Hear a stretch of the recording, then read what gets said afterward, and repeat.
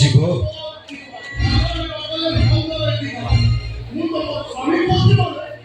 କୁଆଡେ? ହୋଟେଲ କୁ ନା ମୋ ଘରକୁ। ଏ ହୁଆ ବ୍ରାଣ୍ଡେଡ ରାଣ୍ଡୁଆଟେ ଶୁଣା ରାଣ୍ଡି ମାନଙ୍କୁ ଘରକୁ ନଉଛି ବଢିଆ। Okay okay okay I am ready I am ready. କେତେ ନେବ? ଶଳା ଚିଲେଇ ଚିଲେଇ ମୋ ତଣ୍ଟି ପାଟି ପଡିଗଲାଣି। ରାଣୀ ବନାତେ ହସୁକ ପାଇଁ ପଇସା ନଉନି ଘରକୁ ପଇସା ଦିଏ। ଗୋ ଗୋ ଗୋ କେତେ ନବ କେତେ ନବ? 7.5 ଟଙ୍କା। ଶଳାଟି ନମ୍ବର ୱାନ୍ ଭିକାରିଟିଆ। ରାଣୀ ବନା ଭଳିଆ ବ୍ରାଣ୍ଡେଡ ବେଶାଟାକୁ ନବୁ 7.5 ଟଙ୍କା। ଶଳା ଇଜ୍ଜତ ପକେଇ ଦଉଛି ରେ।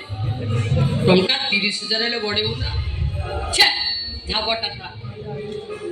ହଁ 7.5 ଟଙ୍କା ଦେଇ ଭୋଗ ସାମଗ୍ରୀ ଦୋକାନରୁ ସିନ୍ଦୁର କିଣିଛି ତ। କୁଆଡେ ଯାଉଛ ରାଣୀ? ତମ ବିନା ମୁଁ ମରି ବି ପାରୁନି। ଏଇ ଦେଖ ରାଣୀ ମୋ ନିଶ୍ୱାସ ଯେମିତି ତମ ପାଖରେ ବନ୍ଧା ପଡିଛି।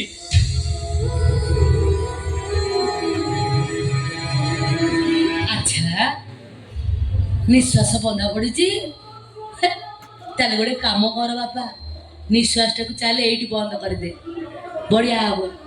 ଗୋଟେ କାମ କର, ତୁ ମୋ ତଣ୍ଟି ଚିପି, ମୁଁ ତୋ ତଣ୍ଟି ଚିପୁଚି, ଚିପା ଚିପି ମରିଯିବା। ଠିକ ଅଛି ରାଣୀ, ମୁଁ ତମ ତଣ୍ଟି ଚିପି ତମକୁ ମାରିଦେବି ତମକୁ।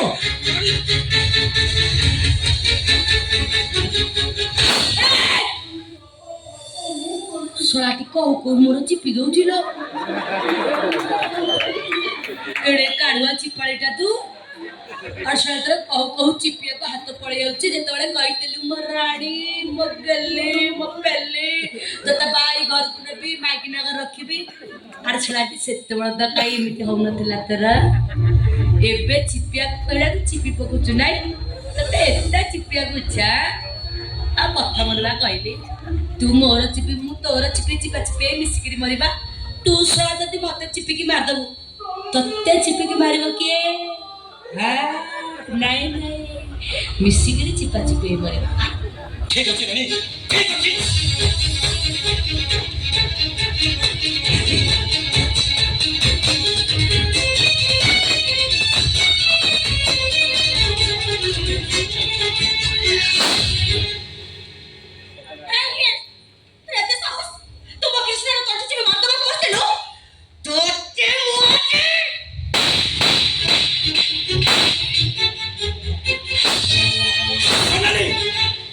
କଣ ହଉଛି ସବୁ? ରାଣୀ ମରିଯିବ ଯେ, କିନ୍ତୁ କାହିଁକି ଶୁଣିଲେ? କାହିଁକି?